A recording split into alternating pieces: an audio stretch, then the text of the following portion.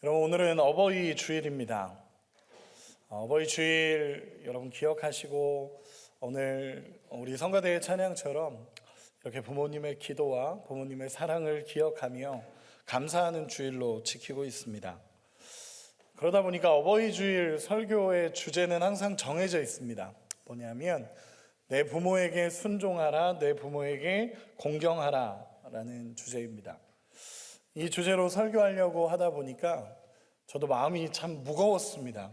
왜냐하면 첫째는 제가 이 설교를 할 수 있을 만큼 부모님께 저 역시 부모님을 공경하고 있을까라는 고민이 하나가 있었고, 또 하나는 저도 두 아이의 아빠로서 부모답게, 그리스도인 부모답게 살아가고 있을까라는 고민이었습니다.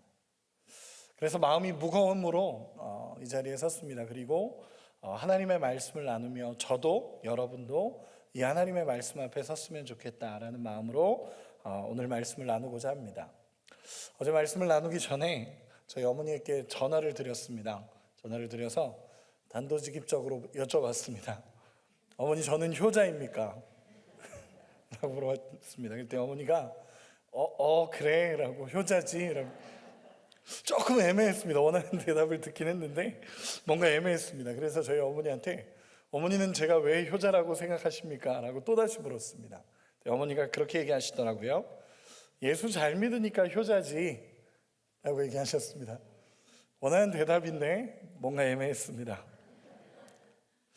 여러분, 영어를 쓰지 않는 나라를 대상으로 영어 단어 중에서 가장 아름다운 단어가 무엇이냐라고 물어본 통계가 있더라고요. 그 중에 1위 말고 2위는 열정이라는 단어였습니다. 패션이라는 단어였고, 3위는 스마일이라는 단어고, 4위는 love, 사랑이라는 단어입니다. 그리고 쭉 나가다가 40위는 생뚱맞게 호박이라는 단어였습니다. 그리고 41위는 바나나, 49위는 엄브렐라, 우산, 50위는 캥거루였습니다. 그럼 1위가 무엇이었을까요? 네, 1위는 mother, 어머니였습니다. 굉장히 감동적이지만 아버지는 50위권 내에 없었습니다. 아버지란 자리가 이런 자리 같습니다. 여러분, 성경에서는 효를 굉장히 강조합니다. 성경에서는 부모님에 대한 효, 그리고 부모님을 공경하라, 부모님 앞에 순종하라라는 것을 분명하게 이야기합니다. 그러나 우리가 알아야 될 것은 성경에서 말하는 효는 유교에서 말하는 효와는 좀 다릅니다. 우리가 알고 있는 유교에서 말하는 효는 부모님의 헌신적인 사랑에 대해서 자녀는 효도로 보답해야 된다라고 얘기하는 게 유교적인 입장입니다. 그래서 중학교 교과서에 보면 이렇게 효에 대해서 기록하고 있습니다. 제가 읽어드리겠습니다. 자녀에게 쏟는 부모의 헌신적인 사랑을 자애라고 한다. 이러한 부모의 사랑에 대해 자녀는 효도로 보답해야 된다. 효도란 부모에 대한 자식의 도리로서 부모를 정성껏 잘 섬기는 것을 의미한다. 또한 효도는 부모님의 은혜에 대해 감사하는 마음의 표현이다 라고 기록이 됩니다. 너무 중요한 내용이고 우리가 당연히 인식하는 내용입니다. 당연히 이게 맞습니다. 그런데 성경은 여기에서 조금 더 나아갑니다. 성경에서의 효는 조금 차이가 있습니다. 기독교에서는 단순히 부모에 대한 사랑의 보답을 효도라고 얘기하지 않습니다. 오늘 본문 1절을 읽어보도록 하겠습니다. 오늘 본문 1절 같이 읽겠습니다. 시작. 자녀들아, 주 안에서 너희 부모에게 순종하라. 이것이 옳으니라. 아멘. 여러분, 성경에서는요, 가장 기본적인 부모에 대한 효와 사랑을 뭐라고 얘기하냐면 이것이 옳으니라 라고 기록을 합니다. 여러분, 이것이 옳다라는 의미가 무엇이겠습니까? 옳다라는 의미는요, 옳다라는 의미의 반대를 생각하면 우리는 보통 틀리다라고 생각을 합니다. 그런데 성경에서 옳다라는 단어의 의미를 조금 더 깊게 들어가 보면 그것은 본성이다라고 표현을 합니다. 여기서의 옳다라는 의미는요, 그것이 사람의 본성이다라는 의미와 같습니다. 즉, 하나님이 원래 창조하셨던 모습은 하나님이 원래 우리를 만드셨던 모습은 부모를 공경하는 모습으로 만드셨다라는 것입니다. 부모를 통해 사랑을 공급받고 부모를 공경하고 부모에게 순종하는 모습대로 하나님께서 만드셨다라는 것입니다. 그런데 우리 안에 죄가 들어오면서 끊어지면서, 죄가 계속 들어오면서 계속 끊어졌던 게 뭐냐면 부모님에 대한 순종과 공경이라는 것입니다. 그럼 반대로 우리 안에 하나님의 은혜가 회복되고 하나님의 사랑이 회복되면서 우리 안에 다시 회복되어지는 마음이 뭐냐면 부모님에 대한 순종입니다. 부모님에 대한 공경입니다. 즉 하나님과의 관계가 회복되어지면서 그 본성이 회복되는 것인데, 그 본성이 부모에 대해서 순종하는 것이라고 성경은 분명하게 기록을 하고 있습니다. 더불어서 바울 서신에서 보면 부모의 불순종에 대해서 이렇게 이야기합니다. 디모데후서 3장 1절 2절인데 제가 읽어드리겠습니다. 너는 이것을 알라. 말세에 고통하는 때가 이르러 사람들이 자기를 사랑하며 돈을 사랑하며 자랑하며 교만하며 비방하며 부모를 거역하며 감사하지 아니하며 거룩하지 아니하며. 아멘. 말세에 나타날 징조 중에 하나가 뭐냐면 부모를 거역하는 겁니다. 죄가 가득하고 말세로 가면 갈수록 우리에게 나타나는 현상이 뭐냐면 거룩하지 않고 점점 더 감사하지도 않고 하나님을 찾지도 않고 돈을 사랑하며 이렇게 가다가 한 구절이 더 들어가는 게 부모에게 거역한다라는 것입니다. 부모에게 거역하는 게 말세에 나타날 징조 중에 하나라는 겁니다. 거기다가 더불어서 하나님은 부모를 공경하는 것을 우리의 본성으로 두셨습니다. 그 얘기는 뭐냐면 부모님께 순종하는 문제는 단순히 윤리도덕의 문제가 아니라는 겁니다. 단순히 윤리도덕의 문제가 아니라 내가 하나님 안에 거하고 있느냐 없느냐의 문제입니다. 단순하게 내가 윤리도덕적으로 내가 부모님을 섬기고 섬기지 못하고 이 문제가 아닙니다. 하나님의 은혜를 경험하면, 하나님의 사랑을 경험하면 부모님을 공경하고 순종하게 된다는 것입니다. 여러분 그런 경험 없으십니까? 하나님의 은혜를 경험하고 하나님의 사랑을 깊게 경험하고 나니까 부모님이 생각이 나는 겁니다. 없으십니까? 여러분 있으시죠? 기도하는 가운데 하나님의 은혜가 막 우리 안에 회복되고 나서 깨달아지는 게 우리 부모님의 얼굴이 떠오르고 부모님께 순종하지 못했던 죄가 떠오르고 하나님 앞에 엎드리게 된다라는 것입니다. 그만큼 이 부모님의 순종에 대한 문제는요, 내가 하나님 안에 거하고 있느냐 없느냐의 문제까지도 연결된다는 것입니다. 거기다가 오늘 본문을 조금 더 깊게 들어가면 이렇습니다. 여러분 성경은요, 이 오늘 본문을 이해하기 위해서는요, 6장 1절에서 3절을 이해하기 위해서는 딱 이 본문만 봐서는 안 됩니다. 원래 성경은 장절이 나눠져 있지 않았습니다. 그런데 사본학자들이 읽기 쉽게 이렇게 장절을 나눴습니다. 그럼 이 한 문단이 어디서부터냐 하면 에베소서 5장 18절부터가 한 문단입니다. 에베소서 5장 15절부터 6장 9절까지를 성경학자들은 한 문단으로 봅니다. 그러면 이 한 문단의 핵심 내용은 뭐냐면 우리 같이 한번 읽어봅시다. 에베소서 5장 18절입니다. 이 문장이 이 문단의 가장 중요한 핵심입니다. 에베소서 5장 18절 같이 읽겠습니다. 술 취하지 말라. 이는 방탕한 것이니 오직 성령으로 충만함을 받으라. 아멘. 이 문단의 핵심은 성령으로 충만함을 받으라입니다. 성령으로 충만함을 받아라라는 것이 전체적인 문단의 핵심입니다. 이 문단의 핵심을 얘기하면서 성령 충만을 얘기하는 겁니다. 성령 충만한 삶의 핵심은 뭐냐? 21절 제가 읽어드리겠습니다. 그리스도를 경외함으로 피차 복종하라. 아멘. 여러분 성령 충만이라고 얘기하면 우리는 보통 은사나 방언, 능력 이런 것들을 생각을 합니다. 그런데 성경에서 좀 더 깊게 얘기를 해서 성령 충만한 삶의 핵심을 피차 복종하는 삶이라고 얘기합니다. 서로 복종하는 삶을 얘기하는 겁니다. 이게 성령 충만한 삶의 핵심인데 그 피차 복종하는 삶의 핵심 그리고 가장 처음을 어디에 두냐 하면 가정에 둡니다. 피차 복종하는 삶의 가장 핵심적이고 첫 번째 이유를 가정에 둡니다. 그렇기 때문에 진짜 성령 충만한 사람은요, 가정에서 자라는 사람들이 성령 충만한 사람입니다. 여러분, 예수님을 믿는데, 교회에서는 진짜 예수님을 잘 믿는데 집에만 가면 엉망진창으로 살아간다? 여러분, 성령 충만한 사람은 아닙니다. 제가 우리 학생들, 청년들을 이렇게 지도하고 가르치는데 그 친구들에게도 자주 하는 얘기가 있습니다. 뭐냐면, 제발 부모님 말 좀 잘 들어라. 제발 부모님 말 잘 듣고 제발 가정에 충실해라 라는 얘기를 합니다.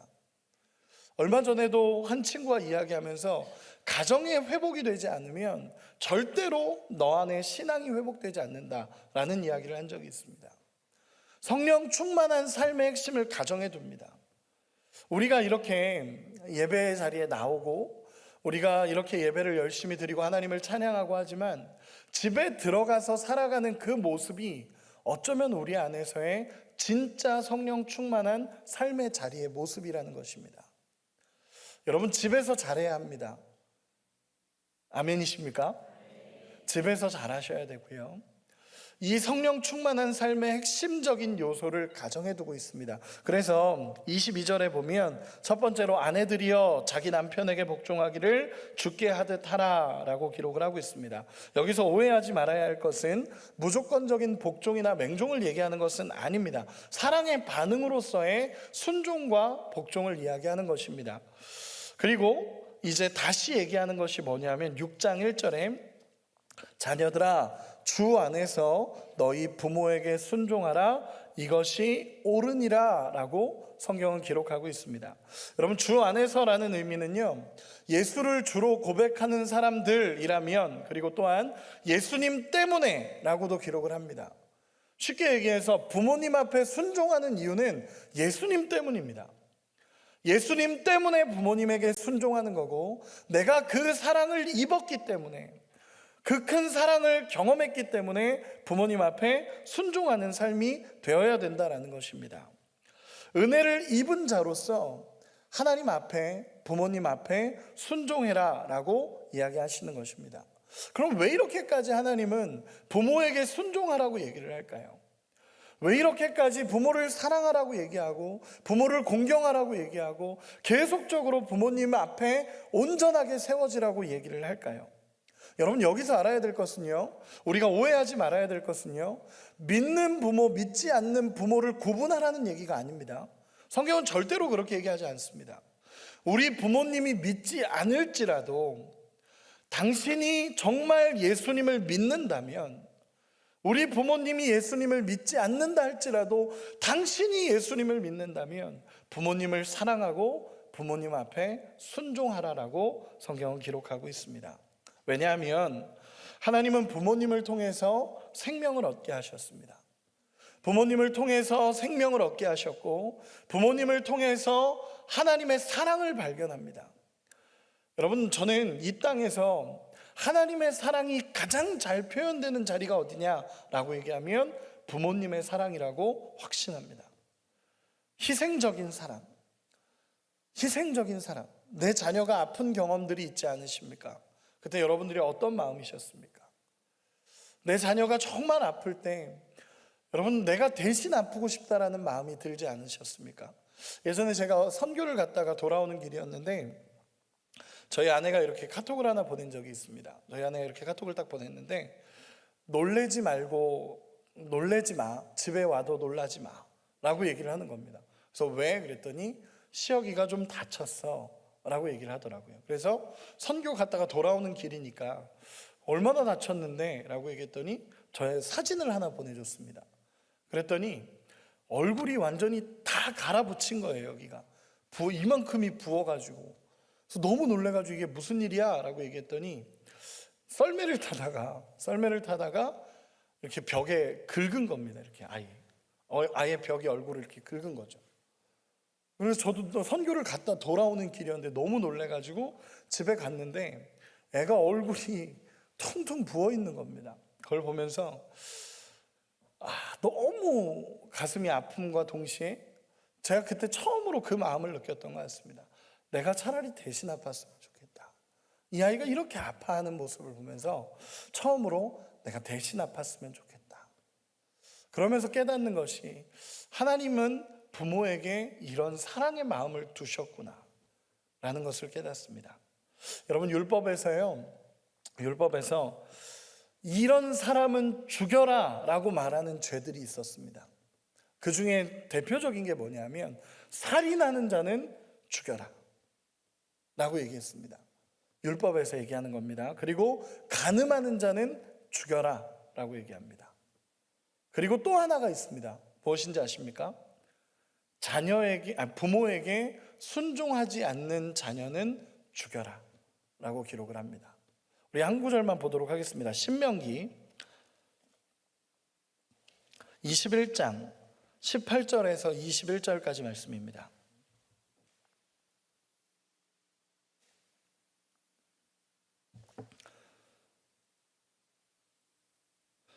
신명기 21장 18절에서 21절까지 구약성경 294페이지입니다. 제가 읽어드리겠습니다.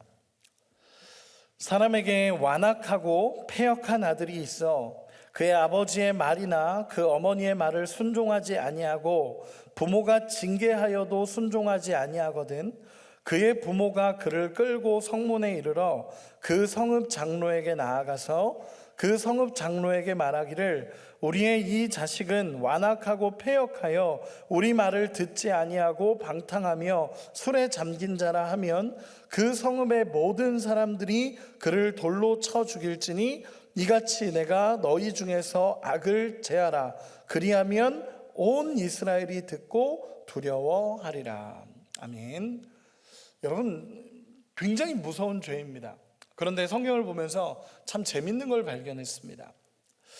여러분, 살인하는 자는 죽여라. 실제로 성경에 그런 일들이 있습니다. 간음하는 자는 죽여라. 우리가 알고 있죠. 그 예수님 앞에 간음하는 여인이 끌려와서 죽을 위기에 놓여 있다는 이 상황을 보면 실제로 이런 일이 있었구나라는 걸 압니다. 그런데 성경에서 부모에게 거역한 자녀가 죽었다라는 기록은 없습니다. 아무리 찾아봐도 없습니다. 여러분, 왜 그랬을까요?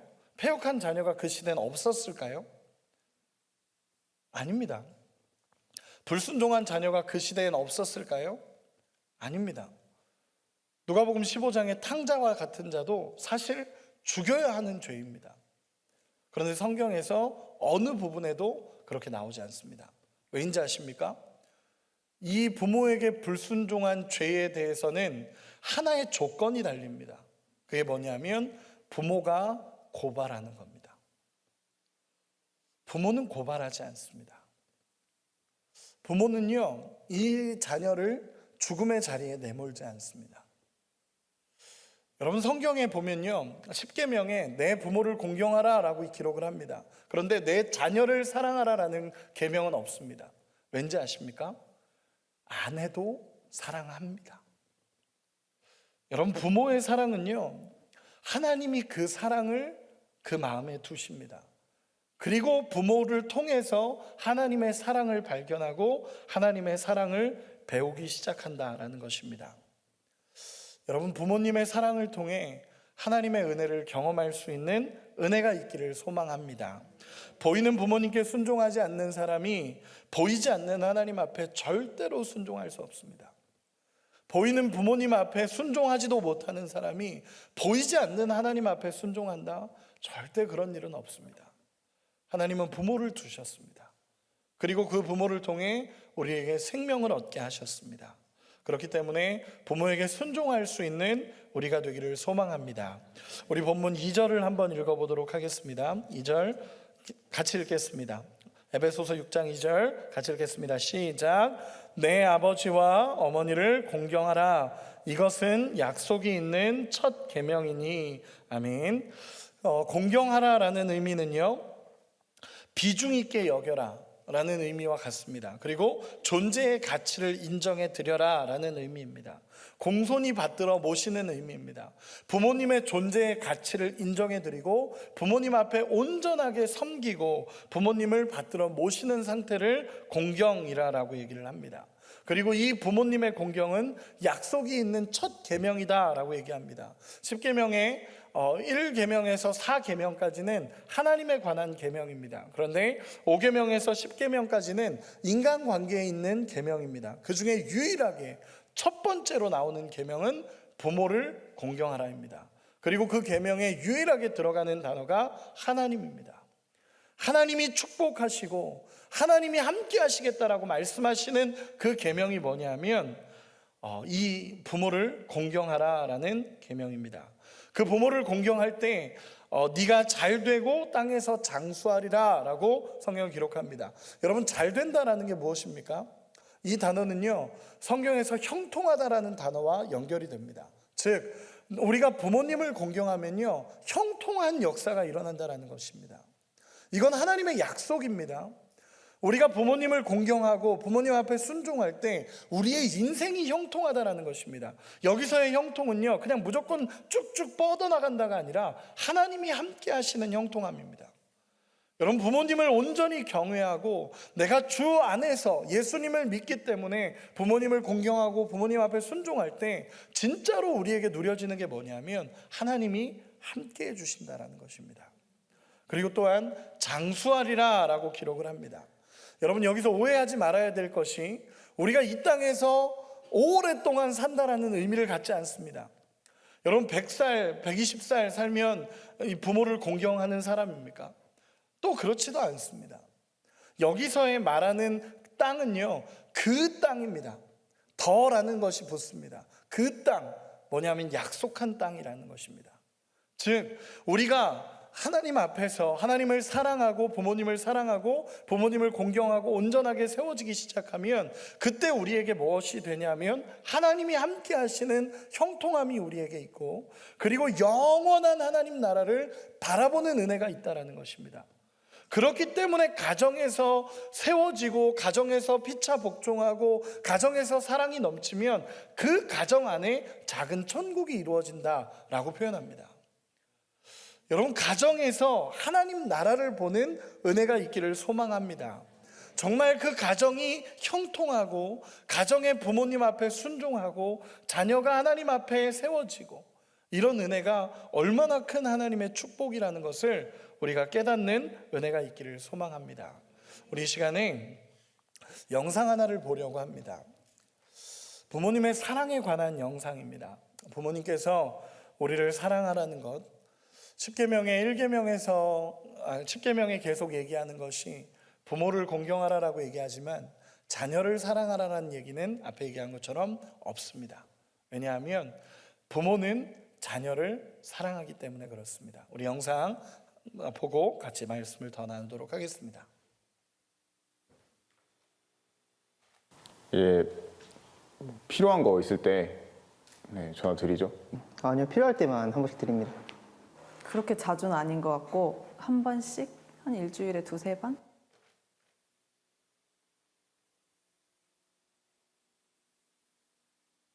왜? 아빠, 바쁘나? 아니, 이제 다 끝났어. 아빠, 나는 아빠한테 무슨 아들일까?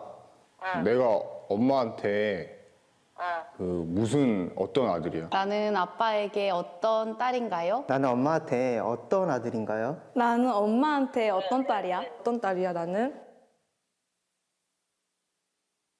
이 세상에서 하나밖에 없는 이쁘고 귀엽고 없으면 못 살 것 같은 나의 보배, 나의 보석, 나의 마지막 희망, 나의 로망, 나의 모든 것. 응, 됐어. 엄마. 나는 엄마한테 어떤 딸인가요? 뭘 어떤 딸이야, 야. 소중한 딸이지.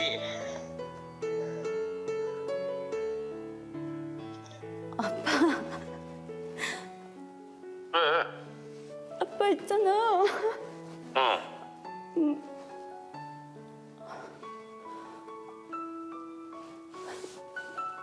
사무실에서 뭔 일 있었어? 아니. 그럼 아빠, 어, 야 물어보고 싶은 게 있는데 나는 아빠한테 어떤 딸이야? 지를 입힌 소리지 왜?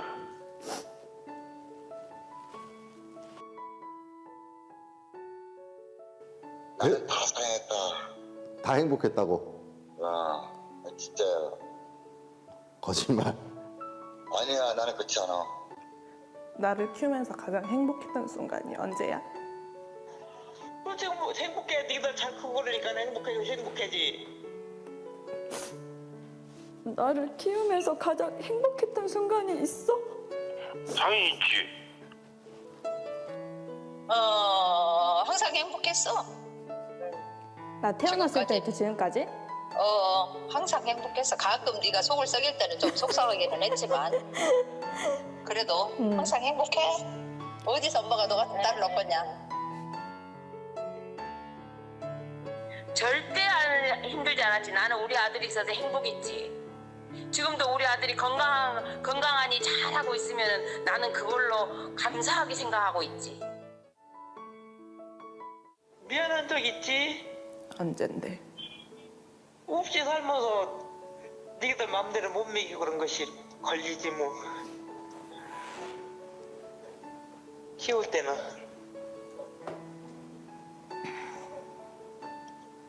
놈들 같이 많이 정말 못 해주고 먹고 싶은 거 마음대로 못 먹이고 그랬지 뭐. 부모 마음은 다 똑같지. 다시 태어나도 내 엄마가 돼줄 거야? 그러지?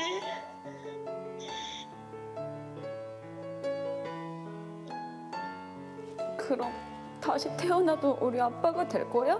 당연하지 슬기서는. 왜? 근데 왜 그래? 이유가 뭐야? 그냥 갑자기 생각나서 물어보는 거야. 미쳤어. 내가 너를 지금 오지보다 더 이쁜지 알잖아. 그러면 엄마는 다시 태어나도 내 엄마로 태어날 거야? 그러지. 왜 그런 얘기 하는 거야? 오늘 갑자기? 그냥 엄마 생각나서.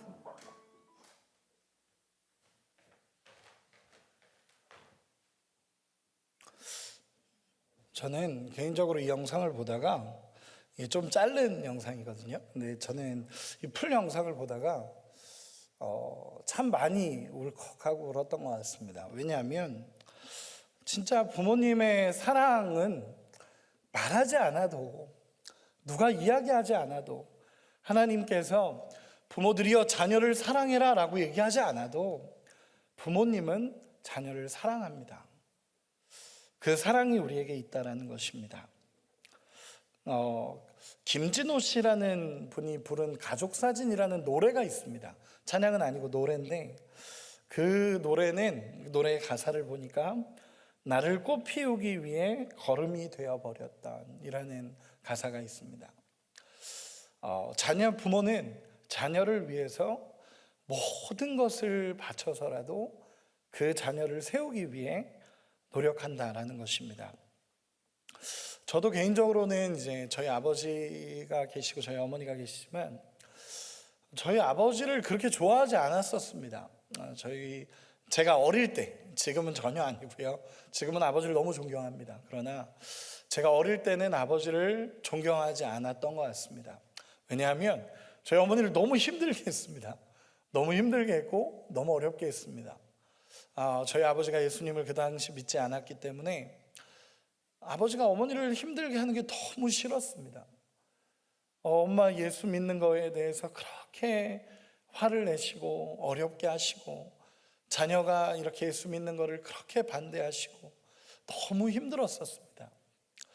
근데 그렇게 하다가 어느 날 아버지가 예수님을 믿었죠. 그게 저의 유일한 기도 제목이었습니다. 근데 아버지가 예수님을 믿었습니다. 너무 행복하잖아요. 너무 행복했습니다. 그런데 어린 시절에 그 속상했던 상처가 지워지지 않았습니다. 아버지가 예수님을 믿는데도, 그 기도가 응답됐는데도 아버지를 향한 제 마음이 불편한 겁니다. 아버지가 예수님을 믿는데도. 그러다가 제가 군대에 갔는데 군대에서 처음으로 아버지와의 관계가 회복됐다라는 걸 느낀 적이 있습니다. 언제냐면 아버지께서 처음으로 저한테 편지를 보내셨습니다. 군대에서 편지가 딱 왔는데 아빠, 아버지라는 이 편지를 딱 받았을 때 너무 놀랐습니다. 저희 아버지는 이런 거 쓰실 분이 아니거든요. 근데 딱 보는데 저희 아버지가 손글씨도 아니고 타이핑해서 보내셨습니다. 타이핑을 해서 저한테 보내셨습니다. 그 첫 줄에 사랑하는 아들아 라는 딱 한 단어 보고 그 당시 펑펑 울었습니다. 왜냐하면 아버지가 나를 사랑한다라는 걸 이해하지 못했었습니다. 근데 그 한마디가, 모르겠습니다. 내용은 어떻게 했는지 잘 기억은 안 나지만 딱 한마디, 사랑하는 아들아, 이 한마디에 펑펑 울면서 하나님 안에서 그때 제 마음이 치료되는 걸 느꼈었습니다. 여러분, 부모님 앞에 순종하고 부모님 앞에 공경하는 우리가 되기를 소망합니다. 예수님을 믿으십니까? 그럼 부모님 앞에 순종하셔야 됩니다. 예수님의 사랑을 알고 계십니까? 그러면 부모님 앞에 순종하셔야 됩니다. 여러분, 10계명 그리고 수많은 계명은요, 우리가 살아가는 동안 늘 지켜야 하는 명령들입니다. 그런데 부모 공경이라는 이 명령은요, 시한부 명령입니다. 매 우리가 살아가는 동안 다 지킬 수 있는 명령이 아닙니다. 부모님이 이 땅에 계시는 동안 지킬 수 있는 명령입니다. 여러분, 이 명령 앞에 망설이면 늦습니다. 부모님하고 함께하는 시간이 길지 않습니다. 사랑을 실천하시고 부모님 앞에 엎드릴 수 있는, 순종할 수 있는 은혜가 있기를 소망합니다. 하나님을 사랑하는 사람은 자연스럽게 부모님께 순종하고 공경합니다. 그리스도인답게 부끄럽지 않게 부모님을 사랑하고, 혹시 오늘 이 시간에 우리 부모님이 예수님을 믿지 않는다면 정말 하나님 앞에 울며 기도하며 복음을 전할 수 있는 은혜가 있기를 소망합니다. 그래서 가정에서 성령 충만한 하나님의 역사가 일어나기를 예수님의 이름으로 축원합니다.